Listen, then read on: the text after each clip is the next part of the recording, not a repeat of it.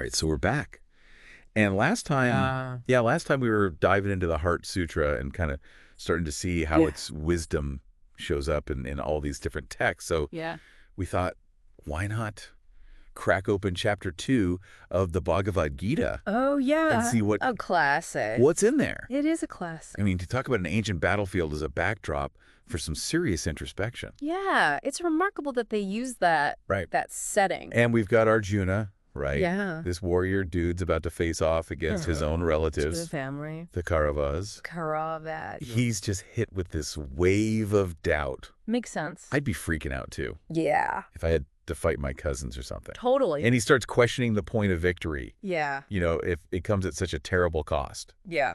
I mean, who wants to win if everybody, is gone? Exactly. Yeah. But what's really cool is that it goes beyond just like the physical battle. Right. It's like he's wrestling with these universal questions. Absolutely. Grief. Or a desire for peace. Yeah, a desire for peace. Yeah. It's something we can all relate to. Absolutely. Even if we're not on a literal battlefield. Oh, 100%. And then there's Krishna. Yeah. I mean, often described as this divine figure. Mm-hmm. But even scholars kind of debate his exact role. Oh, for sure. For sure. Some people see him as more of a historical figure. Right. Others focus on his symbolic meaning. Totally. What does he represent? What does he represent? Yeah. So I think the takeaway there is that the Bhagavad Gita offers these different layers of meaning. Yeah, it's not like a one-size-fits-all kind of text. Right. It's okay to have your own interpretation. Yeah. Find what resonates with you. Totally. Yeah. So chapter 2, that's where Krishna really starts to address Arjuna's, kind of meltdown. Yep. And he's pretty direct. He's like, look, your grief comes from being so attached to this physical body? Yeah. Like you think that's all you are? That's a good question. Right. Yeah. Can we pause on that for a second? Oh, yeah, sure. Because I think it's important to clarify what he actually means by that true self. Yeah. Yeah. Which he calls the Atman. Yes, the Atman. So what's the plain English version? Yeah, basically the Atman is your eternal self. Okay. It's that spark of consciousness, the soul, that takes on different bodies throughout lifetimes. So it's not like we change clothes. I got it. But the wearer remains the same. Yeah, that makes total sense. Yeah. And it kind of explains why Krishna is telling Arjuna to not sweat the physical stuff so much. Exactly. There's something bigger at play. Right. Yeah. And he even uses these like really wild images. Oh, yeah. To illustrate this, like the soul being smaller than an atom, but capable of inhabiting like these huge forms. I know. It's crazy to think about. Like animals or even trees. I know. Wild imagery. It's wild. But it makes you think, doesn't it? It does. It challenges you to look beyond this limited form that we're in. Yeah, it's like you zoom out and you see the whole tapestry, not just... Exactly, the whole tapestry. Just one little thread. Yes. Okay, so then he brings up these 3 modes of material nature. Yes. Goodness, passion, and ignorance. Mm-hmm. I always get tripped up on that part. I know it can be a little confusing. Yeah, what are those all about? Basically, think of them as filters that color how you see the world and act within it. Okay. They're always at play. But one might be stronger than the others at any given time. Okay. So, goodness, that's linked to knowledge, peace, virtue, passion that drives desire, attachment, all that busyness, Yeah. Then ignorance. Well, that brings about delusion, darkness, sort of inertia. Okay, I'm getting the vibe. Yeah. But how does this play out in everyday life? Oh, yeah. Give me a real world example. Okay, so imagine you're stuck in traffic. Okay. Right. If you can use that time to practice patience, maybe listen to a podcast, that's goodness in action. But if you're fuming, honking the horn, that's passion taking over. Got it. And if you're so spaced out you miss your exit, that's probably ignorance at play. Right. Okay, so you can see those modes even in a traffic jam. Oh, absolutely. So are we supposed to aim for pure goodness all the time? It's not about being perfect in any one mode. Okay. The challenge is to understand how they affect you. Right. And strive for balance. Got it. Krishna says that being trapped in any one mode, even goodness, keeps us bound to this cycle of birth and death. This is where things get really interesting. Yeah, this is the good stuff. How do we break free? Yeah, what's the secret sauce? The secret sauce. That's where Karma Yoga comes in. Okay. That's the path of selfless action. Okay. I'm all for selflessness. But how do we actually do that? Right. It sounds kind of tricky. So it starts with recognizing we have control over our actions, but not necessarily over the results. Right. So let's say you're working on a creative project. Yeah. You can pour your heart into it, do your absolute best. Yeah. But whether it's a hit or a flop, right, it might depend on factors beyond your control. Totally. Karma yoga is about focusing on the effort, the dedication, and letting go of the need to control everything. So it's about finding that sweet spot between yeah, putting in the work and then accepting whatever happens. Accepting what happens. That's a real mind shift. It is a mind shift for sure. Yeah. And Krishna acknowledges this is one of the biggest challenges on the path to liberation. I bet. He even compares trying to control the mind to capturing the wind. I've heard that one. Have you heard that one? Yeah. Yeah. But seriously, how do we tame this wild mind of ours? It's a good question. It feels like it has a life of its own. It does. It does sometimes. What can we do to get a handle on it? Well, Krishna talks about detaching from those constant distractions and cravings, shifting your focus inward, connecting with something bigger than yourself. Okay, but how do I actually tune out all those distractions? Right. I mean, it feels like my phone is an extension of my hand these days. It's a constant battle. It is. Isn't it? Yeah. Think about social media, it's designed to keep us hooked.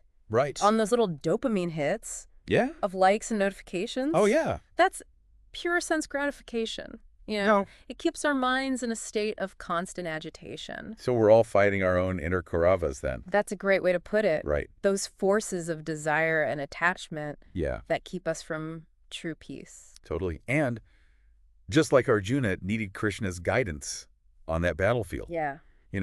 Maybe we need to find our own sources of wisdom and support. Speaking of support, I'm glad we're exploring this together. Me too, me too. It's already shifting my perspective on things. That's the magic of the Bhagavad Gita. Right. It pushes you to think differently, question your assumptions, and explore different paths to self-realization. Okay, so let's recap for a sec. Yeah, let's recap. We've got Arjuna freaking out on the battlefield. Then Krishna steps in as this spiritual guide. Right.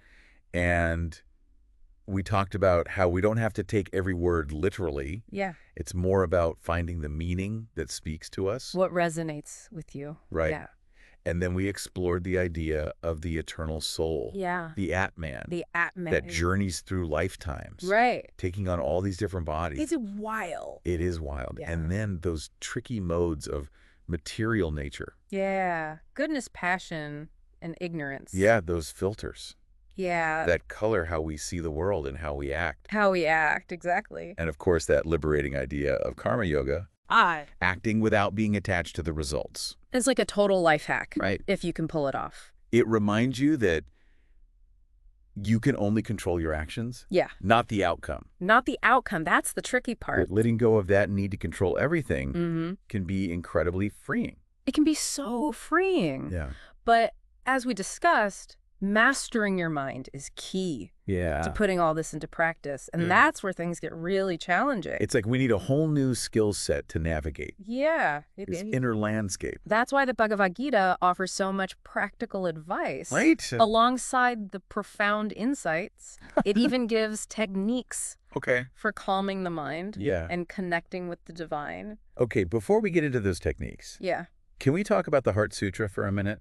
Absolutely. Because I know we're using it as a lens to explore all these different texts. Right. But I'm curious. Yeah. What is it all about? Yeah. So the Heart Sutra, it's a core text in Mahayana Buddhism. Okay. It's considered the essence of the perfection of wisdom teachings. So it's like a distilled version of... It's exactly. Yeah. It's like the Cliff Notes to Buddhist wisdom. Got it.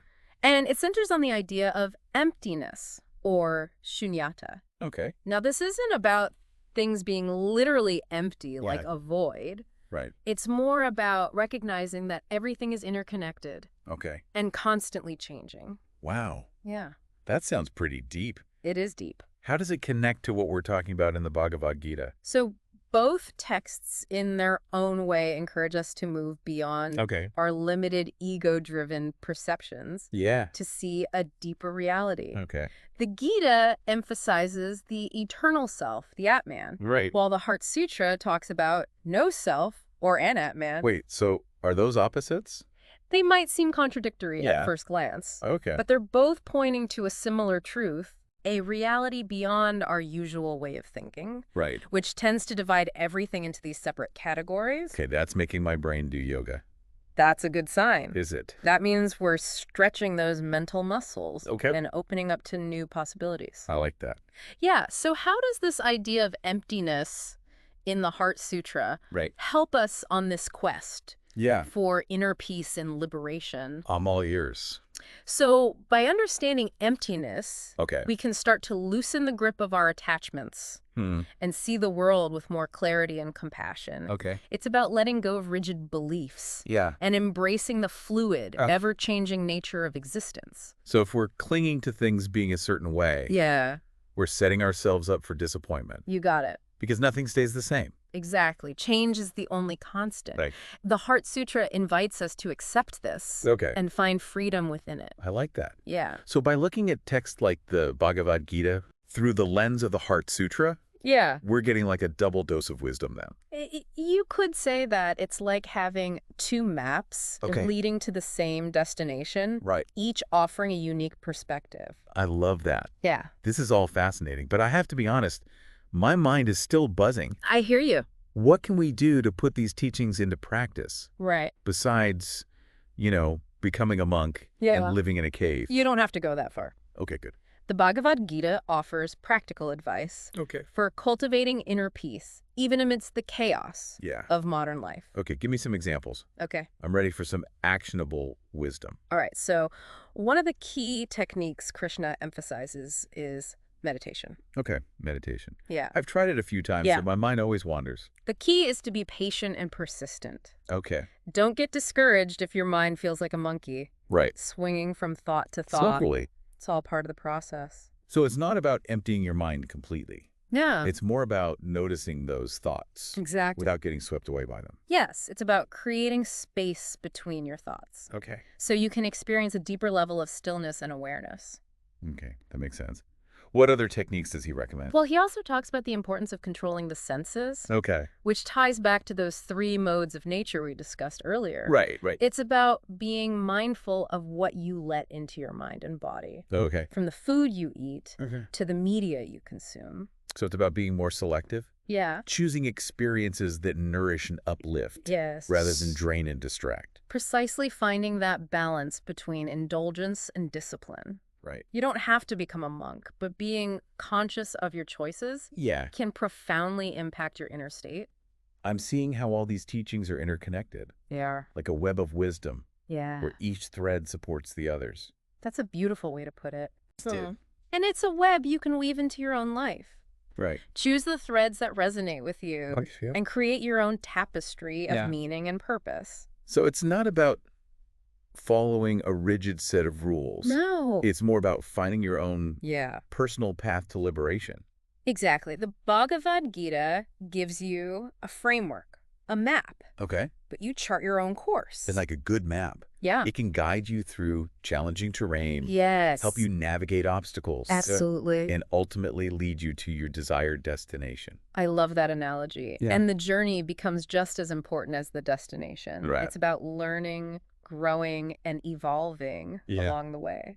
This is all starting to click for me. And I imagine some people might be thinking, this is all well and good. Right. But how does this ancient stuff help me with real problems? Yeah. Like, how am I supposed to stay zen when my boss is breathing down my neck? That's a great question. And it brings us to another key teaching in the Bhagavad Gita, the importance of equanimity. Equanimity? Yes. What does that even mean? It's about maintaining inner peace and balance. Okay. Regardless of external circumstances. So like your boss yelling at you? Exactly. Okay. Not suppressing your emotions. Right. But observing them without being controlled by them. So it's like developing a mental shield. You could say that. Okay. It's about cultivating a deep sense of inner stability. Right. That can weather any storm. Okay. But how do we do that? It takes practice, of course. Okay. But techniques like meditation, mindfulness, and cultivating a sense of detachment can help you develop that inner strength. So it's not about becoming some emotionless robot. No. It's about becoming more resilient and adaptable. Exactly. It's about responding to challenges with grace and wisdom. Okay. Rather than reacting with fear and anger. This is all starting to sound less like ancient philosophy. I know, right? And more like a superpower. It is, in a way. Right. It's the power to choose peace over turmoil. Okay. Joy over suffering. Mm-hmm. The power to live a life of purpose and meaning. Right. Even amidst the inevitable challenges we all face. I'm feeling inspired, but I have to admit, some of these concepts still feel a bit abstract. I hear you. Are there any stories from the Gita itself? Oh, absolutely. That can help us understand how to apply these teachings. The Gita is full of rich metaphors and stories that illustrate these principles in a way that's relatable and memorable. Okay, I'm ready for a story. Hit me with it. All right, so one of my favorites is the story of the two birds perched on a tree. Okay, I love a good bird story. It's a beautiful analogy for understanding the relationship between the individual soul and the supreme self. All right, tell me more. So imagine a tree with two birds sitting on its branches. Okay. One bird is busy eating the fruits, experiencing the sweetness and bitterness of life's experiences.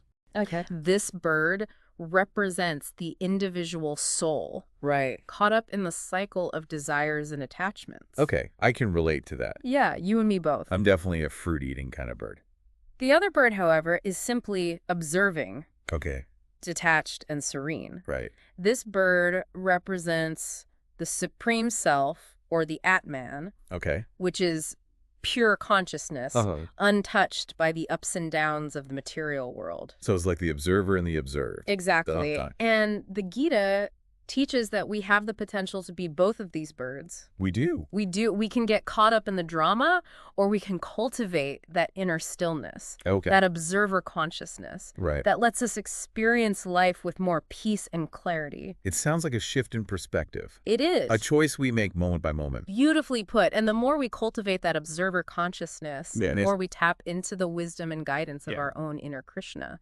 That source of peace and strength resides within us all. I'm really starting to see how these teachings, which can seem so ancient and abstract, can actually be practical and relevant to our lives today. Absolutely. It's like a whole new toolbox for navigating the challenges of modern life. It is a toolbox available to everyone. Right. Regardless of your background or your beliefs. That's the beauty of these timeless texts.